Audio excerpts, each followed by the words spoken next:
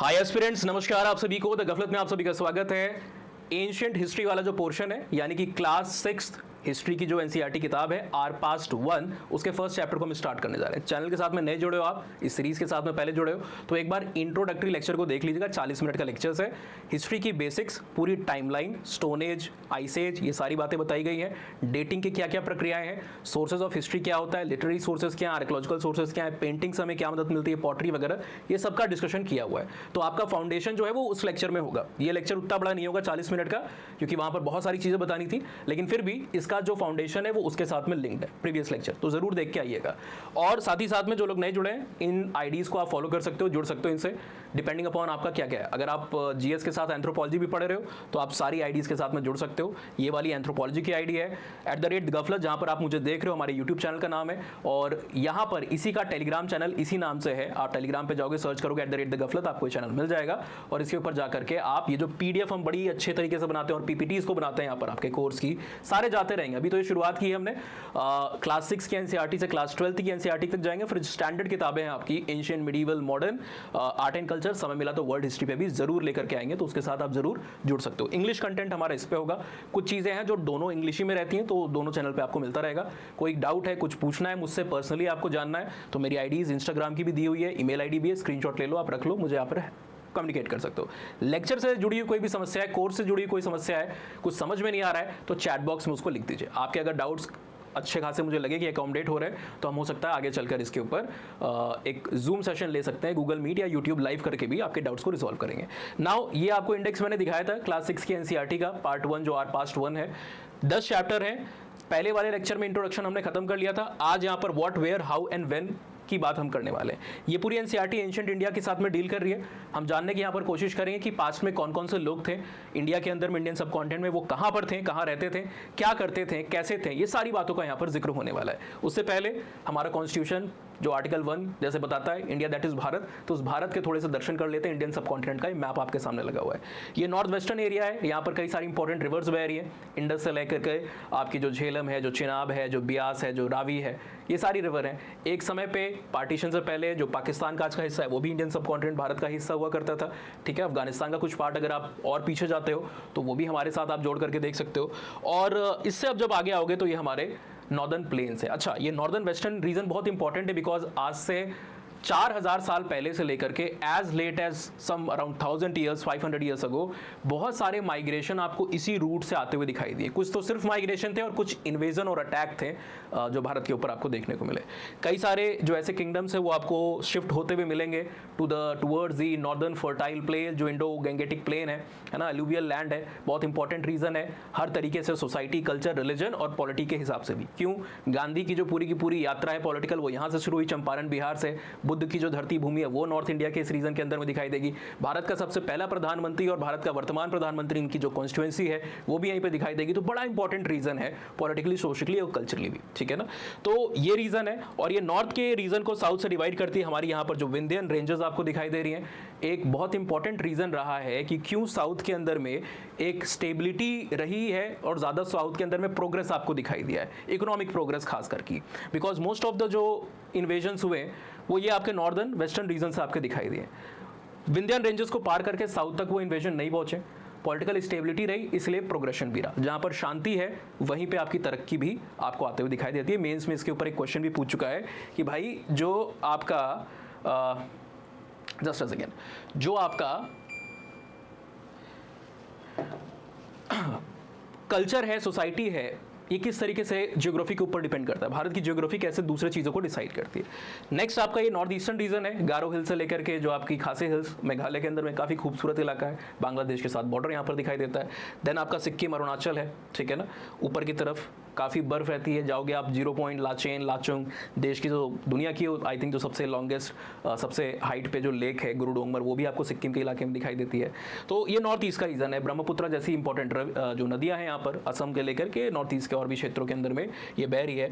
इधर एक तरफ बे ऑफ बंगाल है, एक तरफ अरेबियन सी है और नीचे आपको इंडियन ओशन दिखाई दे रहा है। लक्षद्वीप, जहाँ पर मुस्लिम पॉपुलेशन 95% से भी ज़्यादा है ना, और दूसरी तरफ आपको अंडमान और निकोबार यहाँ पर दिखाई दे रहे हैं। इन दोनों तरफ हमारे वेस्टर्न घाट्स और ईस्टर्न घाट्स दिखाई दिखाई दे रहे हैं। ट्रेड कॉमर्स के लिहाज से और साथ ही साथ इन्वायरमेंट इकोलॉजी के लिहाज से भी दोनों काफ़ी सेंसिटिव, काफ़ी इंपॉर्टेंट रीजंस हैं। तो ये हमारा भारतवर्ष है। अब इस भारतवर्ष में कौन रह रहा था, इससे पहले जानना जरूरी है कि कब की बात की जा रही है। ह्यूमंस धरती पे आज तो आए नहीं है, या आज से 1000-2000 साल पहले भी नहीं आए हैं। ह्यूमन का जो ओरिजिन है, इमर्जेंस से माना जाता है कि आज से करीबन 50-60 हज़ार साल पहले हुआ है। दुनिया के अलग अलग कोनों के अंदर में अपने अपने इन्वायरमेंट के हिसाब से अपने अपने कल्चर को डेवलप कर रहे थे, और इन्वायरमेंट के हिसाब से ही वो एडजस्टमेंट को भी वहाँ पर दिखा रहे थे। भारत में भी ये जो आपका पूरा का पूरा पेलोथिक टाइम पीरियड है, यानी कि स्टोन एज का टाइम पीरियड है, अलग अलग इलाके में अलग अलग पॉपुलेशन थी। चाहे आप नॉर्दर्न वेस्टर्न पार्ट की बात करो, चाहे आप सदर्न की बात करो, ये आर्कियोलॉजिकल एविडेंसेस हमें मिले हैं। जैसे जैसे हम आगे जाएंगे स्टैंडर्ड बुक्स की तरफ, आगे आपकी 11-12 की बुक की तरफ, इस चीज़ को और भी डिटेल में हम जानने की कोशिश करेंगे वहाँ पर, ठीक है। तो जो अर्लीस्ट लोग थे, आपकी एनसीईआरटी सवाल पूछती है कहाँ पर रहते थे, तो ये यूजुअली नदियों के किनारे रहते थे। अब आपकी एनसीईआरटी मेंशन नहीं करिए रीजन, लेकिन हम आपको कुछ चीज़ें ऐड ऑन भी बताएंगे ताकि आपकी समझ थोड़ी बेहतर बने। सिर्फ किताबों में जो समझा दिया ना, तो ज़रूरी नहीं उतनी अच्छी समझ बने। देखिए, इंसान को लाइफ में जीने के लिए सबसे अधिक ज़रूरी क्या है? हवा और पानी, ठीक है ना। हवा तो आपको मिल रही है कहीं भी आप जाओ, लेकिन पानी की जहाँ पर वाटर सोर्सेज होंगे वहीं पे आपको पानी मिल पाएगा, ठीक है ना। तो जहाँ जहाँ पर वाटर की अवेलेबिलिटी थी, नदियाँ बह रही होती थी, इंसान उनके रिवर के बैंक्स पे या उसके आसपास में अपने कैंप्स को बनाता था। बाद के समय में वो जो केव साइट्स हैं इनको भी यूज़ करने लगा, और फिर तो थोड़ा हमारा प्रोग्रेशन हुआ, तो हमने अपने अपने घर भी बनाना शुरू कर दिया। एंशिएंट टाइम में हमारा डिपेंडेंस था इन वाटर बॉडीज़ के आसपास। यहाँ से आपको तो पानी मिल ही रहा है, लेकिन आपके साथ साथ जो दूसरे जानवर हैं वो भी तो पानी पे डिपेंड करते हैं। वो जानवर जब पानी के लिए आएंगे तो आप उनका शिकार भी कर सकते हो, बिकॉज जो एंशिएंट मैन था वहाँ पर खेती तो शुरू हुई नहीं थी, और वहाँ पर एनिमल डोमेस्टिकेशन भी नहीं शुरू हुआ था। तो एनिमल के प्रोडक्ट जो है, डेयरी प्रोडक्ट, मिल्क प्रोडक्ट, ये सारी चीज़ें भी आप नहीं कर सकते। तो रिलायंस आपका टोटली किस पे था? मीट के ऊपर था। जानवरों को मारो और उनको खाओ। छोटे मोटे जो रेप्टाइल्स हैं उससे आपकी बहुत भूख मिटेगी नहीं, लिजर्ड है और भी जो छोटे मोटे जानवर हैं, ठीक है ना। तो बड़े शिकार जो हैं वो पानी पीने के लिए जब आएंगे तो आप उनको वहाँ पर किल कर सकते हो, छुप करके, हाइड करके, स्ट्रैटेजी बना के उनको मार सकते हो। मारना इतना भी आसान नहीं था। आज के समय में अगर हंटिंग गैदरिंग आप देखो तो कुछ लोग तो गन से सोच सकते हैं कि हंटिंग की जाएगी, कुछ सोच सकते हैं कि यहाँ पर धनुष बाण, तलवारें, चाकू, ये सारी चीज़। पास्ट का जो ह्यूमन था, जिस समय की हम यहाँ पर बात कर रहे हैं, ये स्टोन एज का टाइम था, और सिर्फ पत्थर आपके पास हुआ करता था। उस पत्थर से आपको यहाँ पर शिकार करना होता था। तो मुश्किल चीज़ थी, ग्रुप के अंदर में शिकार होता था, स्ट्रैटेजी बनानी पड़ती थी, और कॉपरेशन की काफ़ी ज़्यादा ज़रूरत पड़ती थी लोगों के बीच में, ठीक है। तो ये भी एक वजह थी कि लोग रिवर्स के किनारे में रहते थे, सिर्फ भारत में नहीं, दुनिया के हर एक हिस्से के अंदर में। अब इंडिया के अंदर में जैसे नर्मदा रिवर है, ठीक है ना, यहाँ पर मैप के अंदर में आप चाहो तो देख भी सकते हो। ये विंध्यन रेंजेस हमारी, और ये आपकी नर्मदा जो रिवर है इधर से आपको बहते हुए दिखाई दे रही है। ऊपर ये गंगा है, यहाँ पर महानदी है, ताप्ती रिवर है, नीचे आप जाओगे तो कृष्णा, गोदावरी, ये नदियाँ भी आपको दिखाई दे रही हैं, ठीक है। तो नर्मदा के किनारे हमें कई सारे ऐसे फॉसिल एविडेंसेस मिले। एक चीज़ मैं आपको बताता चलूँ कि जो अफ्रीका है ना, इसको क्रेडल ऑफ मैनकाइंड और ह्यूमन काइंड कहा जाता है। क्रेडल मतलब पालना। माना जाता है कि जो ह्यूमैनिटी की शुरुआत है, मानव जो पहली बार अपीयर किए, फर्स्ट टाइम ह्यूमंस का अपीयरेंस हुआ, वो अफ्रीका में था, और फिर ये दुनिया के अलग अलग हिस्सों में वहाँ पे माइग्रेट करके गए। लोकल पॉपुलेशन के साथ तो लड़ाई भी हुई होगी, इंटरब्रीडिंग भी हुई होगी, ऐसे बहुत सारी थ्योरीज हैं जो मल्टी रीजनल हाइपोथेसिस या आउट ऑफ अफ्रीका थ्योरी है। हम जब थोड़ा और कॉम्प्लेक्स लेवल पर जाएंगे तो इनको भी समझने की कोशिश करेंगे। आप में से जो बच्चे एंथ्रोपोलॉजी को लोगे वो इस चीज़ को और भी अच्छे से समझोगे, डिटेल में समझोगे। अलग अलग जो थ्योरीज हमारी काफ़ी ओवरलैप करती है एंथ्रोपोलॉजी आपके, इनफैक्ट दूसरा सबसे ज़्यादा ओवरलैपिंग सब्जेक्ट है। तो जो लोग इस ऑप्शन को ले रहे हैं और जिनको गाइडेंस चाहिए, मेरे साथ डायरेक्टली कनेक्ट कर सकते हो। हमारे फाउंडेशन, मेंटोरशिप बैच दोनों है। यहाँ पर उसका कॉन्टेक्स्ट नहीं, इसलिए मैं उसको बहुत ज़्यादा बता नहीं रहा हूँ, प्रमोट नहीं कर रहा हूँ। तो जिनको लेकिन ज़रूरत है वो हमसे कनेक्ट कर सकते हैं, ठीक है। चलिए, तो अफ्रीका के अंदर में भी आप जाओगे ना, तो ऐसे ही जो रिवर वैलीज़ वगैरह इलाके हैं, वहाँ पर लोग की पॉपुलेशन दिखाई देगी आपको, और इंडिया में भी सेम है। बस एक अंतर है, अफ्रीका में कहा जाता है कि थोड़ा अगर उसको एक्सेजरेट करके कहे ना कि आप 10 कदम चलो खुदाई कर दो तो वहाँ पर एक फॉसिल मिल जाए आपको, ठीक है। लेकिन इंडिया में फॉसिल का थोड़ा सा डर्थ है, कमी आपको दिखाई देती है। पूरे के पूरे जो हमारा, आप लास्ट लेक्चर अगर अटेंड किए हो तो आपको पता होगा, प्लीस्टोसीन जो इपॉक है हमारा, आइस एज जो है, तो उसका जो मेजर हिस्सा है आपका अर्ली प्लीस्टोसीन और मिडिल प्लीस्टोसीन, लगभग 26 लाख साल से लेकर के 3 लाख साल के बीच में। यहाँ पर हमारे पास कोई इंपॉर्टेंट फॉसिल ह्यूमन के, भारत के, मतलब होमो जो जीनस है हमारा, ठीक है ना, उसके आपको भारत के अंदर में नहीं दिखाई देते हैं। 1982 में पहली बार एक अरुण सोनाकिया नाम के स्कॉलर थे, और उनको यहाँ पर फॉसिल मिलता है, जीएसआई के साथ में जुड़े हुए थे। उनको नर्मदा के बैंक पे मध्य प्रदेश में एक साइट है जिसको आप कहते हो हथनोरा, वहाँ से फॉसिल मिला और उन्होंने उसको वहाँ पर कहा कि ये होमो इरेक्टस है, होमोजीनस और स्पीशीज जैसे हमारी सेपियंस है उसको इरेक्टस वहाँ पर लेबल किया। ऑल्दो इसके ऊपर अभी कॉन्ट्रोवर्सी है जिसके डिटेल में हम नहीं जाएंगे। आज के समय में उसको लोग इरेक्टस नहीं मानते हैं, ठीक है ना, उसको काफ़ी लेटर फॉसिल मानते हैं। तो हमारे पास आज भी बहुत इंपॉर्टेंट पुराने फॉसिल्स भारत के अंदर नहीं दिखाई देते हैं। क्यों नहीं दिखाई देते हैं, अगर ये जानना है तो चैट बॉक्स में जरूर बताइएगा, इसके ऊपर अलग से वीडियो लेके इसी चैनल पे हम आ जाएंगे। तो इन सारी रिवर वैलीज के आसपास आपको लोगों के दिखाई देंगे। इसके अलावा जो केव सिस्टम थे ना, केव के आसपास भी कई सारे लोग सेटलमेंट करते थे। जैसे यहाँ पर नॉर्थ वेस्टर्न का रीजन की बात की गई है, तो जो आपकी सुलेमान और जो किरतार हिल्स है ना, इसके आसपास भी पॉपुलेशन आपको सेटल होते हुए दिखाई देगी। ये आपकी सुलेमान रेंज और ये आपकी जो किरतार रेंज है इस सर्वे नॉर्थ वेस्टर्न रीजन के अंदर में दिखाई दे रही है। इसी पर्टिकुलर एरिया में खासकर ये जो आपका वेस्टर्न एशिया वाला पार्ट है ना, जो आप जाओगे अफगानिस्तान से आगे जाओगे, पूरा अभी जहाँ पर पूरी कॉन्फ्लिक्ट चल रही है, जिस समय वीडियो बना रहा हूँ, ईरान यूएस इजराइल लगे पड़े हैं, दूसरे देश भी वहाँ पर क्या कहते हैं गेहूं के साथ घुन भी पिसता है, वो वाली हालत हुई पड़ी है। तो ये जो रीज़न है ना, ये बहुत ही कंड्यूसिव है वीट जैसे क्रॉप के ग्रो करने के लिए। इसको इनफैक्ट ये जो बलूचिस्तान के आसपास का जो पूरा एरिया है, इसको आप ब्रेड बास्केट भी बोलते हो। इनफैक्ट जो अर्लीस्ट कल्टीवेशन है वीट का, ठीक है ना, जो आज हमारा स्टेपल क्रॉप है दुनिया के कई हिस्सों में, भारत के अंदर में खास करके गेहूं और चावल, ये भी जो शुरुआत है इसकी गेहूं की, वो कहाँ पर आपको दिखाई दिया, ये वेस्ट एशियन का जो वेस्ट एशिया का रीजन है, खासकर एक एनाटोलिया का इलाका है। यहाँ पर हमने लगाया नहीं इमेज में, आप चाहो तो उसको सर्च करके देखो, आपको थोड़ा समझ में आएगा। एनाटोलिया जो है इस रीजन के अंदर में, ये जो आपका एंशिएंट लेवांत का जो रीजन है, इस रीजन में ही अर्लीस्ट फार्मर्स कल्टीवेशन को कर रहे थे और वीट जैसी चीज़ों की शुरुआत हुई, है ना। तो इस एरिया में लोग क्या उगाना शुरू किए, वीट और बार्ले। कब उगाना शुरू किए, आज से लगभग 8000 साल पहले। अच्छा, ये 8000 साल भी ने एनसीईआरटी में देखिए और कई सारी जो आपकी हिस्ट्री किताब है ना, उसमें डेट्स की बड़ी गड़बड़ी है। आज के समय में जो हम डेट्स को यहाँ पर मानते हैं वो इससे काफ़ी ज़्यादा है, वो 10-12 हज़ार साल पहले की डेट है प्रेजेंट रिसर्चर्स के हिसाब से। 8000 साल पहले का मतलब क्या हुआ, लगभग 6000 BC। That is not at all accurate, इससे तो डबल है आज के समय में जो डेट है अर्लीस्ट कल्टीवेशन की, ठीक है। लेकिन हाँ, वो ये किरतार हिल्स और सुलेमान की बात नहीं, वेस्ट एशिया की इन जनरल बात हो रही है। ऑलराइट, नेक्स्ट आप देखोगे इन्हीं एरियाज के अंदर में लोग कई सारे जानवरों को भी डोमेस्टिकेट करना शुरू कर दिए थे।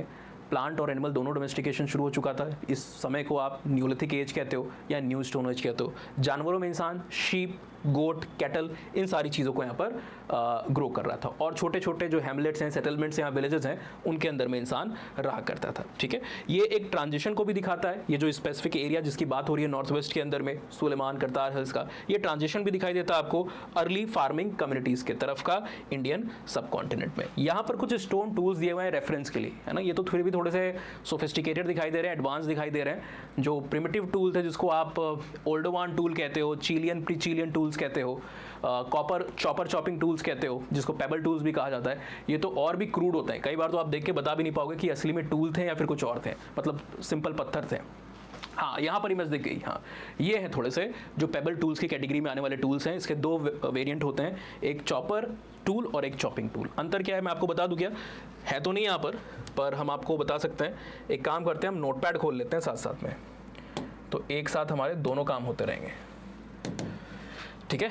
आप समझ लो कि ये पेबल ही जैसा दिख रहा है ना, ये जो माउस का ये हिस्सा है। अब इसको आप मान लो एक बड़ा सा स्टोन है ये, ठीक है। स्टोन मैंने कहीं नेचुरली पड़ा हुआ था, मैंने उसको यहाँ पर उठाया और उसको उठा करके मैं यहाँ पर ऐसे ले आया, ये एक छोटा सा हिस्सा है। अब मैंने दूसरे पत्थर को लेकर के इसके ऊपर क्या किया, ब्लो करना शुरू किया, हिट करना शुरू किया, और इसका ये इलाका जो है यहाँ से गायब हो गया, ठीक है। और ये कुछ किस तरीके का हो गया, कुछ ऐसा हो जाएगा, कुछ ऐसा हो जाएगा। ऑलराइट, तो ये क्या है, इसको आप चॉपर टूल कहोगे। लेकिन अगर मैं दूसरे हिस्से पे भी इसको एक तरीके से चोट करूं और इस वाले हिस्से को भी निकाल दूं, यानी कि ये कुछ ऐसा बन जाए। इरेजर कहाँ है भाई, ये कुछ ऐसा बन जाए, यानी कि दो वर्किंग सरफेस हो, दो जगह से टुकड़ों को निकाला गया है, तो ये आपका चॉपिंग टूल जाएगा। तो प्रिमिटिव टूल ऐसे ही सिंपल मेथड्स को यूज़ करता था। टेक्निकल भाषा में आपकी जानकारी के लिए मैं बताता चलूँ, इसको हम डीपी मेथड कहते हैं, या फिर डीपी को एक और शब्द का नाम दिया जाता है डायरेक्ट परकशन मेथड, ठीक है ना। डायरेक्ट का मतलब मुझे आपको बताने की जरूरत नहीं है, डायरेक्ट है तो करेक्ट है। परकशन का मतलब क्या होता है, परकशन मतलब ठोकर टक्कर, किसी चीज़ को, एक पत्थर को दूसरे पे मार रहा है ना, इसलिए उसको परकशन कहा गया है। आप में जो लोग म्यूजिक का शौक रखते हैं उनको शायद पता होगा, जो कुछ इंस्ट्रूमेंट को बजाते हैं ना, ये लिक्विड ड्रमर्स, ढोलक, तबले वाले, इनको क्या बोला जाता है, इनको परकशनिस्ट कहा जाता है। ऑलराइट। आर्ट एंड कल्चर में भी आप पढ़ोगे, अलग अलग इंस्ट्रूमेंट्स को पढ़ते हो तो उसमें से कुछ एरोफोन्स होते हैं, फूकने से जो आवाज़ निकलती है, ऐसे म्यूजिकल इंस्ट्रूमेंट, हवा वहाँ पर ज़रूरत पड़ती है, जिसको आई थिंक हिंदी में शिशिरवाद्य कहते हैं, if I am not mistaken, एक बार आप देखना उसको। और एरोफोन्स उनको कहते हैं इस कैटेगरी में। फ्लूट वगैरह सब उसी के अंदर में आता है। और ये जो आप क्या कहते हैं उसको, सेक्सोफोन वगैरह है ना, ये सब उसी कैटेगरी के अंदर में आता है। जो मार के बजाने वाले होते हैं उनको आप परकशन इंस्ट्रूमेंट कहते हो, ठीक है ना, तबला, ढोलक, ये सारी चीज़ें, ऑलराइट। तो परकशन उसके लिए यूज़ होता है। यहाँ पर टेक्निक का भी नाम डायरेक्ट परकशन मेथड है। एंथ्रोपोलॉजी में डिटेल में पढ़ते हो, यहाँ पर उतनी ज़रूरत नहीं है तो आगे नहीं बढ़ते हैं। नाउ नॉर्थ ईस्ट के हिस्सों का भी यहाँ पर जिक्र किया है मैंने, मैप पे आपको ऑलरेडी दिखाया है। जो गारो हिल्स आपकी है नॉर्थ ईस्ट के अंदर में, खासकर मेघालय के एरिया में, यहाँ पे जो लोग हैं उनको भी खासी गारो कहते हैं। बड़े यूनिक लोग हैं, खासकर जो आपके खासी गारो की पॉपुलेशन है, एक ट्राइबल पॉपुलेशन है। मैं तो इनके साथ रहा भी हूँ हफ्ते भर से भी ज़्यादा। चेरापूंजी के आगे आप जाओगे, गाँव पड़ता है जिसको नोंगरिया बोला जाता है, और भी कई सारे गाँव हैं, कुछ के नाम मुझे ध्यान में नहीं आ रहे हैं। वहाँ पर भी मैं इस पॉपुलेशन के साथ में रहा हूँ। इंटरेस्टिंग क्यों है? एंथ्रोपोलॉजी में आप एक सिस्टम को पढ़ते हो जिसको बोला जाता है मेट्रीलिनियल सिस्टम। दुनिया भर के रिलीजन, ज़्यादातर जो व्यवस्थाएं हैं, पॉपुलेशन है ना, वो पेट्रीलिनियल और पेट्रीआर्कल होती हैं, पितृसत्ता और पितृवंशीय हैं। यानी कि जो वेल्थ है वो फादर से सन के पास जा रही है, स्टेटस और सरनेम भी जा रहा है, ठीक है ना। जो लड़की है वो अपने हस्बैंड का सरनेम वहाँ पर यूज़ करेगी मैरिज के बाद। जैसे ब्राह्मण है, पहले शर्मा थी, किसी त्रिपाठी के घर में शादी हुई तो त्रिपाठी उसने कर लिया। अगर उस चाहे तो अपना रख भी सकती है, अगर मॉडर्न एजुकेशन और ये सारे एंगल्स हों। जैसे ऐश्वर्या जी ने अपना नाम सरनेम वही रखा है, राय आगे बच्चन लगाया हुआ है, तो वो अलग चीज़ है। लेकिन टिपिकली ट्रेडिशन में क्या होता है, इसी तरीके का सिस्टम है। साथ ही साथ जो अथॉरिटी है वो भी क्या है, मेल की होती है हमारी सोसाइटी में। पर इनकी सोसाइटी में आप देखोगे नॉर्थ ईस्ट में जो ये खासीज की पॉपुलेशन है, ट्राइबल पॉपुलेशन, यहाँ पर मेट्रीलिनियल सिस्टम है। यानी कि जो स्टेटस है, जो आपका इनहेरिटेंस है, वो मदर टू डॉटर जाता है, फादर टू सन नहीं जाता है। तो यहाँ पर भी पॉपुलेशन थी। विंध्यास के रीजन में, सेंट्रल इंडिया में कई सारे जो ग्रुप्स थे, इंडिजिनस पॉपुलेशन थी, वो आपको टाइम में दिखाई देते थे। और ये आपका जो रीजन है स्पेसिफिकली ना, आप देखोगे ये जो नॉर्दर्न रीजन, विंध्या के नॉर्थ में जो रीजन है, विंध्यान रेंजेस के नॉर्थ में जो रीजन आपको दिखाई देगा, मैप पे चलें क्या? यस, ये आपकी विंध्यन रीजन है। इसके नॉर्थ में ये जो इलाका, मैं इस पर ड्रॉ नहीं कर रहा हूँ नहीं तो कुछ वो हो जाएगा। ये जो इलाका है, ये नॉर्थ ऑफ विंध्यास, ये बहुत ही इंपॉर्टेंट एरिया था। वाई? बिकॉज यहाँ पर इंडिया के अंदर में जो अर्लीस्ट कल्टीवेशन ऑफ राइस है, गेहूं तो आपने देख लिया है ना, उस रीजन में किरतार, सुलेमान हिल्स और जो आपका वेस्ट एशिया का एनाटोलिया, लेवांत वाला रीजन था, राइस का जो कल्टीवेशन है वो इस रीजन में। In fact India one of the earliest जो राइस कल्टीवेशन के एविडेंसेस है वो हमें दिखाता है। अर्लीस्ट एविडेंसेस आज के समय में लगभग 9000 साल से भी पहले आपको चाइना में दिखाई देते हैं, और उसके बाद भारत के अंदर में ये एविडेंस आपको दिखाई देते हैं इस रीजन में, खासकर उत्तर प्रदेश और बिहार के रीजन में। उत्तर प्रदेश में 2 साइट हैं, अगर आप में से कोई उत्तर प्रदेश में है तो चैट बॉक्स में ज़रूर बताइएगा मुझे उसके बारे में। एक डिस्ट्रिक्ट पड़ता है गोरखपुर, उत्तर प्रदेश के मुख्यमंत्री अभी जो हैं वो उसी डिस्ट्रिक्ट से आते हैं, गोरखपुर पड़ता है। और दूसरा है आपका इलाहाबाद, ठीक है ना, जहाँ से हमारे पहले प्रधानमंत्री आते हैं, नेहरू साहब, उनकी फूलपुर की कॉन्स्टिट्यूंसी थी वहाँ पर। ये जो गोरखपुर है, इसके पास में एक और डिस्ट्रिक्ट है जिसको कहते हैं संत कबीर नगर, नेपाल बॉर्डर से आसपास में एरिया है आपको। महाराजगंज, इनफैक्ट ये जो बुद्धिज़्म की इंपॉर्टेंट जगह है कुशीनगर, वो भी वहीं पे पड़ती है। तो संत कबीर नगर जो डिस्ट्रिक्ट है गोरखपुर के पास में, यहाँ पर एक साइट है जिसको बोलते हो आप लाहुरा देवा।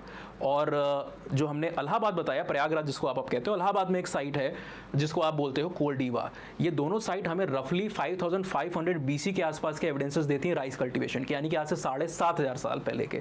तो चाइना हमें 9-9.5 साल पहले के एविडेंसेस दे रहा है राइस के कल्टीवेशन के एशिया के अंदर में। और इंडिया की भी ये जो यूपी के अंदर में 2 साइट है, हमें 7500 साल पहले के एविडेंसेस दे रही हैं, जो काफ़ी इंपॉर्टेंट और यूनिक है। इस चीज़ को ध्यान में रख सकते हो आप। देन हमारी रिवर्स के बारे में भी यहाँ पर बात की गई है ना, लोग और कहाँ रह रहे थे।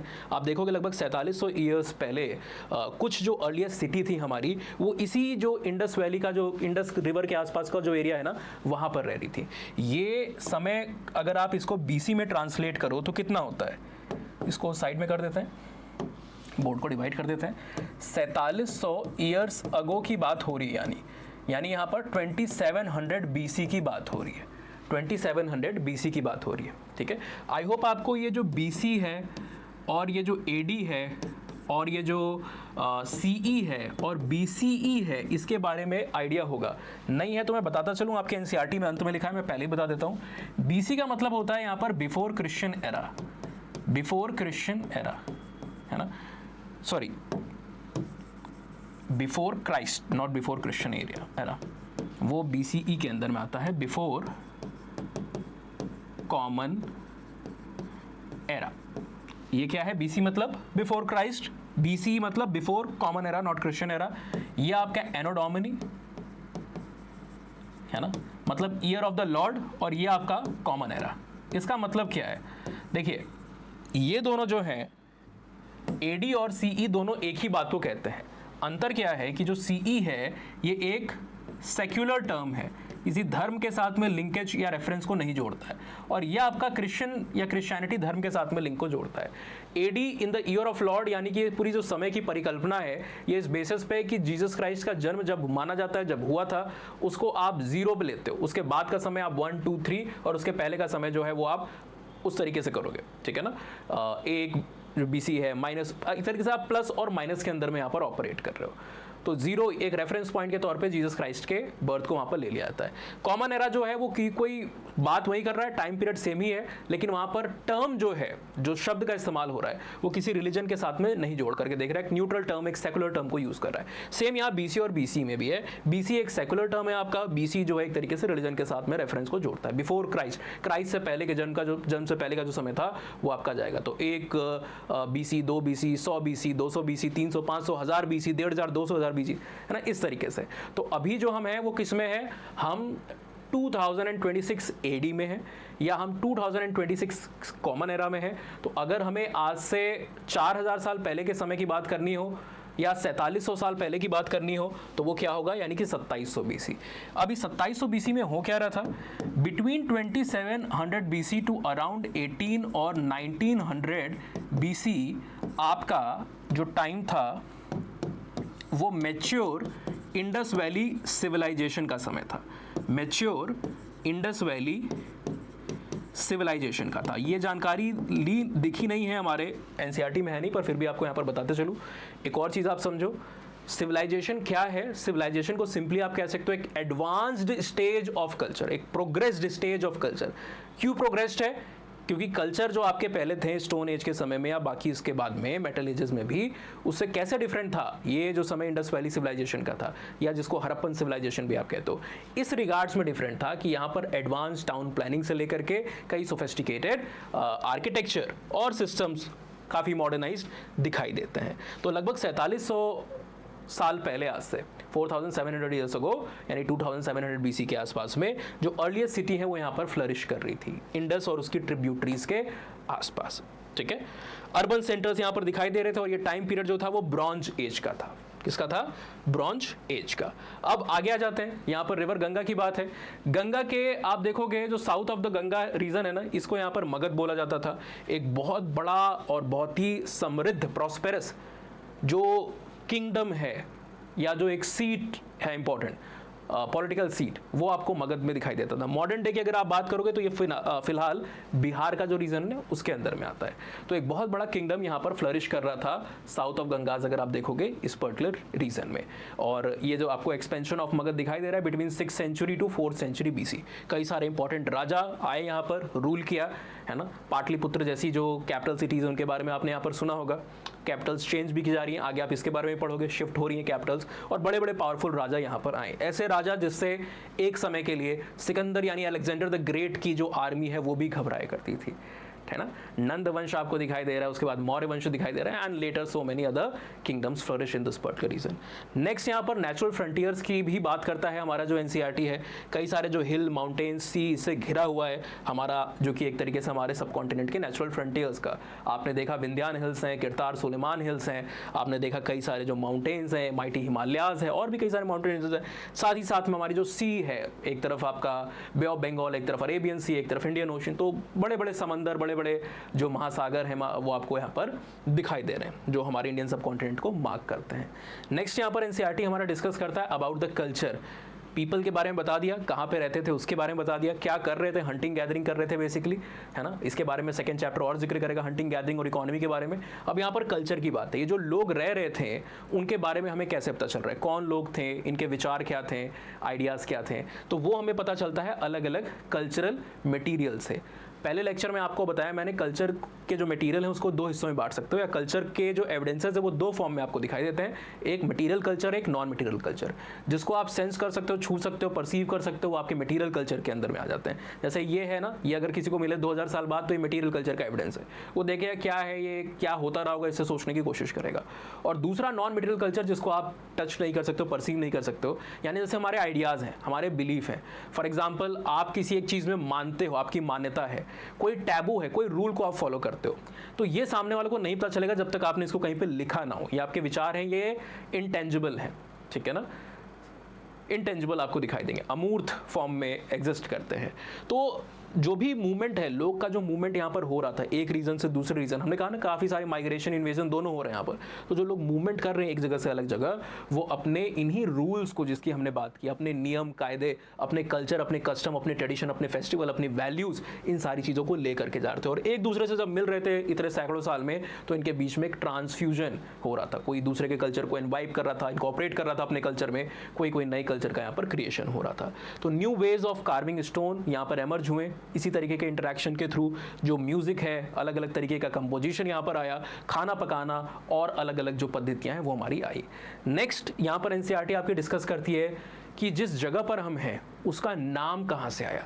हम, जैसे हमने शुरुआत में ही बोला लेक्चर में, India that is Bharat constitution के अंदर में, हिंदुस्तान भी आप कहते हो, है ना, बहुत सारे नाम यहाँ पर हम यूज़ करते हैं। तो इन नामों की ओरिजिन यहाँ पर बताई गई है। We have to understand the origin of India and Bharat.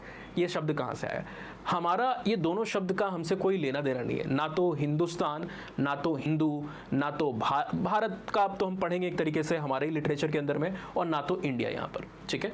तो जो शब्द आपका फॉर एग्जांपल इंडिया है या हिंदुस्तान जैसे शब्द, हिंदुस्तान तो काफ़ी बाद में है, इंडिया की शब्द की अगर आप बात करें कहाँ से आया, जब माइग्रेशन की हमने बात की, बहुत सारे लोग इंडियन सब कॉन्टिनेंट में आ रहे थे, उसमें ईरानियंस भी थे, उसमें ग्रीक भी थे, ठीक है ना। ईरानियन जो पर्शियन भाषा को बोलते हैं, ग्रीक, उनकी भाषा ग्रीक ही है। अब ये जब आ रहे थे भारत के अंदर में, तो इंडस के साथ में ये फेमिलियर थे। अलेक्जेंडर ने भी क्या किया था, ग्रीक जो आपका ये इंडस रिवर उसको क्रॉस किया था, आगे नहीं बढ़ी उसकी आर्मी। अलग अलग हिस्टोरियंस के इसके ऊपर अलग अलग ओपिनियंस है, कभी हम बात करेंगे अगले लेक्चर में। तो इंडस से बहुत सारे लोग फेमिलियर थे, चाहे वो आपके पर्शियंस हो, चाहे वो आपके ग्रीक्स हो, ठीक है ना, ये उससे फेमिलियर थे। और यहाँ के लोगों को वो इसी के रेफरेंस पॉइंट के ऊपर बुलाते थे। अब इंडस ये जो है वो उनसे बोला ना जाए, ठीक है, या जो उसका हिंदी वर्ड है सिंधु, कहते हो ना, सिंधु घाटी सभ्यता, इंडस वैली सिविलाइजेशन, हिंदी नाम है इंडस, वो भी ना बोला जाए, तो इसका एक तरीके से ऑल्टर्ड नाम वहाँ पर उनके प्रोनाउंसिएशन में आता था, ठीक तरीके से ना बोल पाने। ये चीज़ ऐसे डोनाल्ड ट्रंप में आपने देखा होगा, आए थे एक बार ना उस बहुत पहले, तो बहुत उनको लगा हुआ कूल, मैं बढ़िया नाम बोल रहा हूँ, वो बोल रहे हैं विवेकानंद जी को, हमारे विवेकानामुनांड, पता नहीं क्या बोल रहे हैं, बोल ही नहीं पा रहे। सचिन तेंदुलकर को सचिन तेंदुलकर बोल दिया, विराट कोहली को विराट कोहली बोल रहे हैं। तो ऐसे दिक्कत होती है प्रोनाउंसिएशन में। आप भी कई बाहर के लोग का मैं देखता हूँ, एंथ्रोपोलॉजी में जो थिंकर्स हैं उनका नाम लेने में बड़ी दिक्कत होती है कई बार, कैसे ले, फ्रांस बोआ करके स्कॉलर हैं, बोआ बोलें, बोएस बोलें, क्या बोलें, बड़ा दिक्कत होती है। तो अलग अलग कल्चर, सबके नाम जो है, जो लैंग्वेज है अलग है, प्रोनाउंसिएशन में दिक्कत हो सकती है, नेचुरल है। तो यहाँ पर सिंधु नहीं बोल पा रहे, हिंदोज ये शब्द यहाँ से आया आपका।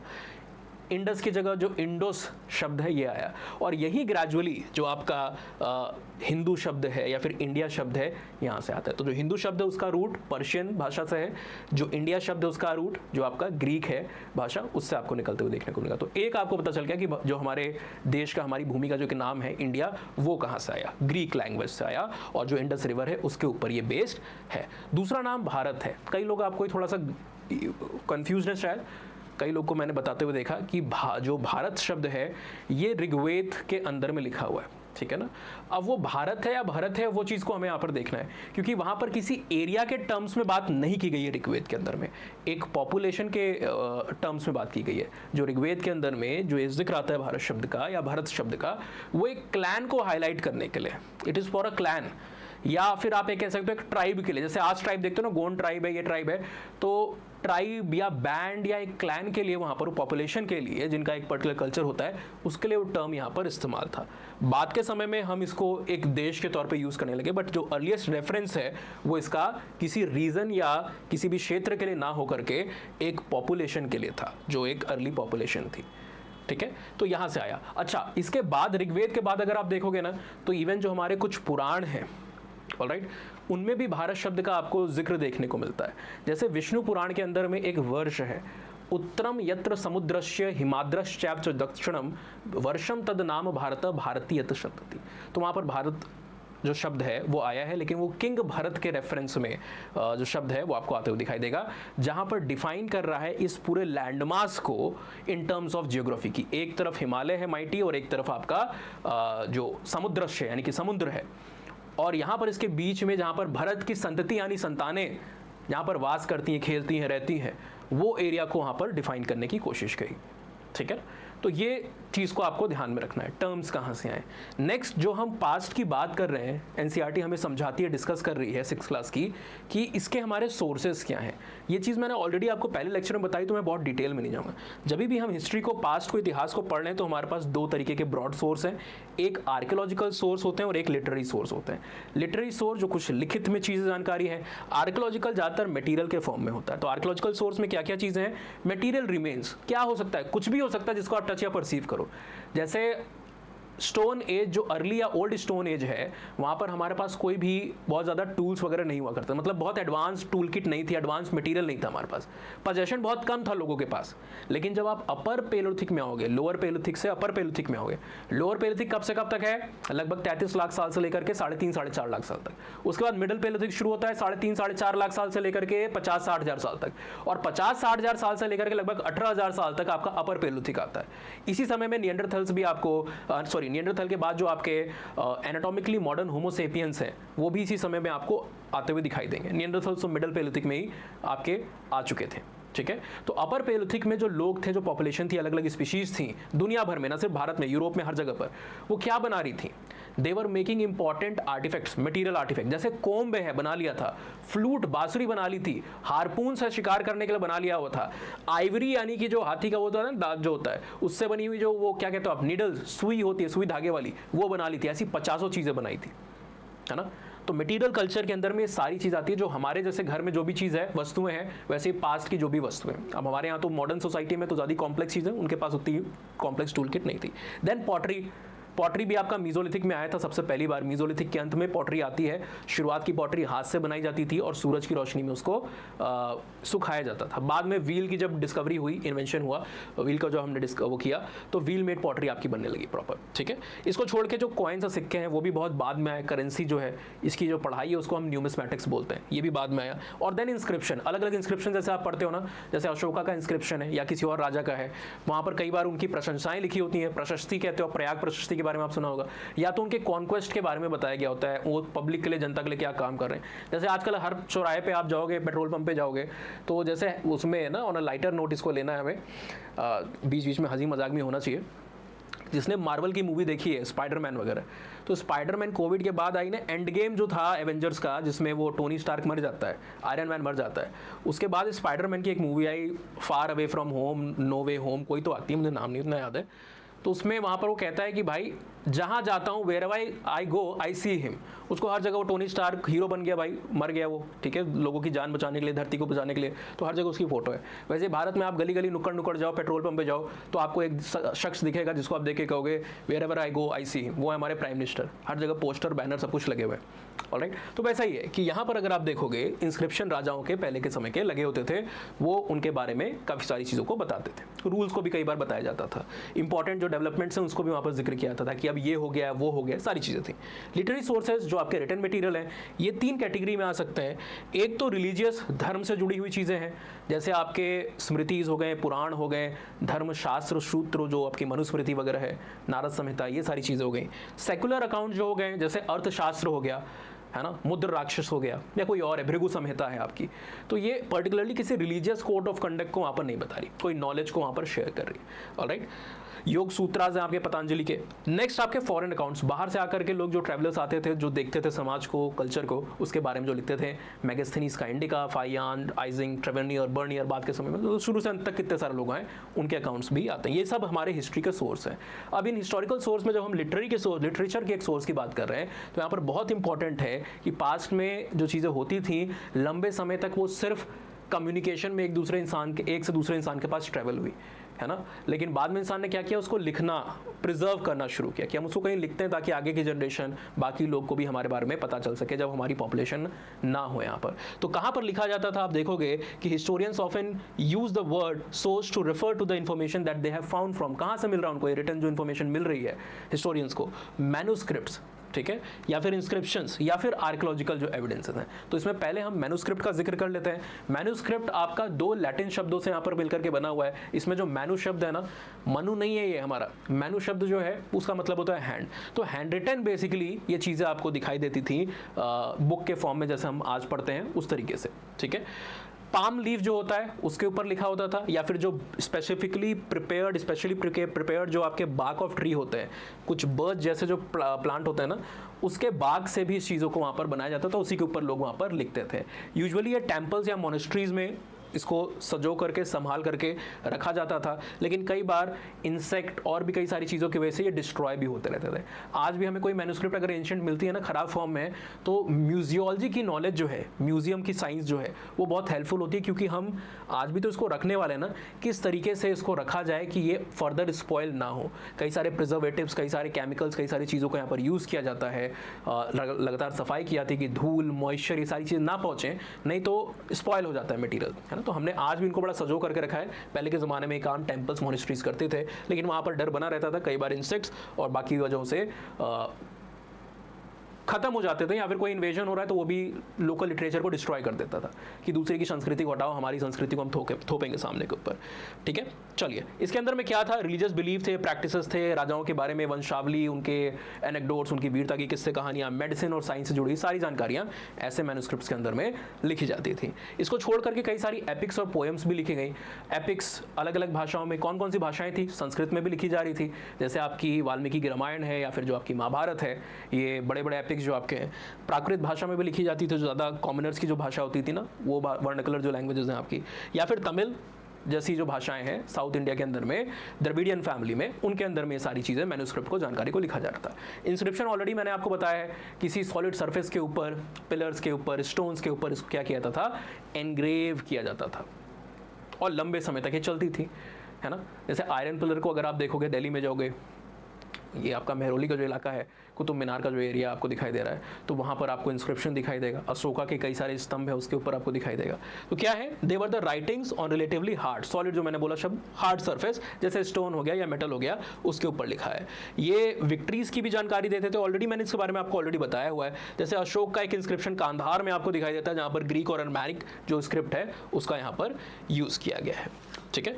पास्ट के जो ऑब्जेक्ट हैं उनको कौन निकालता है, खंगालता है। यहाँ पर हमने बात की ना, पॉटरी, ये सब चीज़ें, इसको ऐसा नहीं कि आप खुदाई करके कुछ भी निकाल दोगे, बड़ी मेहनत और बड़े संभाल करके इनको निकालना पड़ता है ताकि ब्रेक और डिस्ट्रॉय ना हो जाए। तो ये काम कोई भी लेमैन नहीं कर सकता है, ट्रेंड स्कॉलर्स, ट्रेंड इंडिविजुअल्स करते हैं, जिनको आप आर्कियोलॉजिस्ट कहते हो। और जिस प्रोसेस से उसको निकालते हैं, जो खुदाई आप कर रहे हो, उसको एक्सकवेशन कहा जाता है। तो दे basically excavate to get access to these spots, ancient weapons, tools and any other type of material thing, और उसके बेसिस पे वो पास्ट की लाइफ का रिकंस्ट्रक्शन करते हैं, ठीक है ना। जैसे मैंने लास्ट लेक्चर में बताया था कि कोई आर्कियोलॉजिस्ट को पेंटिंग मिली, वो पेंटिंग को स्टडी कर रहा है, तो उससे उसको ये पता चला कि जो चीज़ बनी हुई है ये या तो इंसान का इमेजिनेशन है और या तो उसकी रियलिटी है, या तो वो जो देख रहा था, कर रहा था, उसने वो बनाया है, या तो उसके ड्रीम जो थे, जो सोच रहा था, वो सारी चीज़ों को उसने बनाया हुआ है।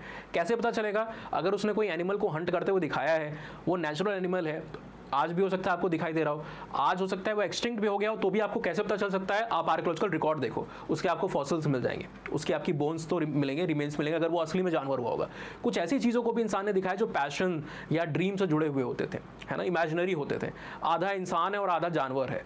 तो ये कैसे पता लगाएगा भाई? आर्कियोलॉजिकल रिकॉर्ड में वो मिलता ही नहीं है ना। तो ऐसे हम डिफ्रेंशिएट चीज़ों को आसानी से कर सकते हैं। चलिए, नाउ टेम्पोरल जो फ्रंट है, स्क्रिप्ट काफ़ी इंपॉर्टेंट हमारे लिए होती है, लेकिन कई बार क्या होता है ना, स्क्रिप्ट हमारे पास अवेलेबल है पर हम उसको डिकोड नहीं कर पाते हैं। जैसे इंडिया के अंदर में आप बात करो, हमारी जो bronze age civilisation, Indus valley या हड़प्पन सिविलाइजेशन है, उसकी हमारे पास स्क्रिप्ट है। सोर्सेज क्या है उस स्क्रिप्ट के? कई सारे सील्स हैं। अपार्ट फ्रॉम दैट, धोलावीरा करके गुजरात में एक साइट है, वहाँ पर हमें एक साइन बोर्ड मिला हुआ है, उस पर कुछ अक्षर लिखे हुए हैं पर हम समझ नहीं पा रहे हैं कि वो क्या है, तो कंसील्ड है इन्फॉर्मेशन। पास्ट के बारे में जो इन्फॉर्मेशन है वो कंसील्ड है अभी। कई सारे ऐसी स्क्रिप्ट थी जो पहले हम उसको स्टडी नहीं कर पाते थे, पढ़ नहीं पाते थे, पर कई लिंग्विस्ट ने, आर्कियोलॉजिस्ट ने वर्क किया उसके ऊपर, उसको डिकोड किया। जैसे जेम्स प्रिंसेप का आपने नाम सुना होगा। तो ऐसे यहाँ पर कहानी दी है आपकी एनसीईआरटी में, नॉर्थ अफ्रीका में जो इजिप्ट का क्षेत्र है वहाँ पर एक टाउन है इजिप्ट के अंदर में जिसको रोजेटा आप कहते हो। यहाँ पर एक पत्थर मिला जिसको आप रोजेटा स्क्रिप्ट या रोजेटा स्टोन भी आप बोलते हो। यहाँ पर 3 अलग अलग भाषाएं आपको इस स्टोन के ऊपर दिखी थी, और कौन कौन सी? एक ग्रीक थी और 2 और भाषाएं थी जो कुछ एंशिएंट इजिप्शियन लैंग्वेज को वहाँ पर इस्तेमाल कर रही थी। स्कॉलर्स ने देखा, जो स्कॉलर्स ग्रीक पढ़ सकते थे उन्होंने देखा, ये फिगर आउट किया कि जो राजाओं के, रानियों के नाम थे ना, वो एक एनक्लोज्ड फ्रेम के अंदर में थे, बंद एक फ्रेम के अंदर में थे। इसको वहाँ पर उन्होंने कैटूश या कारतूश आप बोल सकते हो, वो नाम दिया, ठीक है ना।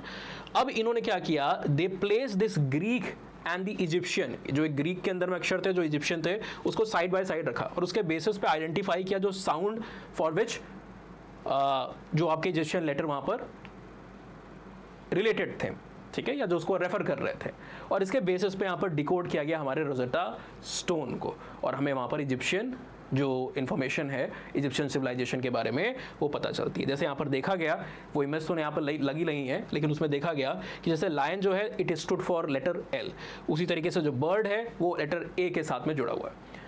तो हमें पास्ट के बारे में कुछ पता चल पाया ऐसा जो पहले नहीं पता हुआ करता था। लास्टली डेटिंग सिस्टम की यहाँ पर बात आ जाती है। ये ऑलरेडी मैंने आपको शुरू में ही एक्सप्लेन कर दिया, बिकॉज बाद में समझना कोई मतलब नहीं है। मैंने आपको बताया BC जो है वो बिफोर क्राइस्ट है, काउंटेड बैकवर्ड्स, 0 से पीछे की तरफ आप जाते हो। 0 वहाँ पर क्या है, अगर आप क्रिश्चियनिटी के टर्म से बात करो तो बर्थ ऑफ क्राइस्ट है, ठीक है। AD जो है anno domini, in the year of the lord, ठीक है। BC जो है before common era which is alternative to the BC, C common era which is alternative to AD। तो इस तरीके से आप यहाँ पर देख सकते हो, ये आपका 1 BC है, ये आपका 0 है, ये आपका AD 1 है। इस तरीके से आगे की तरफ आप जाते हो। ऑलराइट, चलिए यहाँ पर हमारा फर्स्ट चैप्टर खत्म होता है। सेकंड चैप्टर भी हम जल्दी यहाँ पर लेकर के आएंगे। फिलहाल मैं 2 से 3 बुक सीरीज को यहाँ पर ला रहा हूँ, तो हम ऑल्टरनेटिव डेज पे यहाँ पर लेक्चर्स को लाने की कोशिश करेंगे। हम कोशिश कर रहे हैं, अब अप्रैल में हम आ चुके हैं, तो हर वीक एटलीस्ट मिनिमम 7 दिन में 3 लेक्चर्स आपके यहाँ पर आएंगे, और इस तरीके से हम 3 वीक के अंदर में हमारी 6th की NCERT खत्म करके 7th की NCERT पे पहुँच जाएंगे।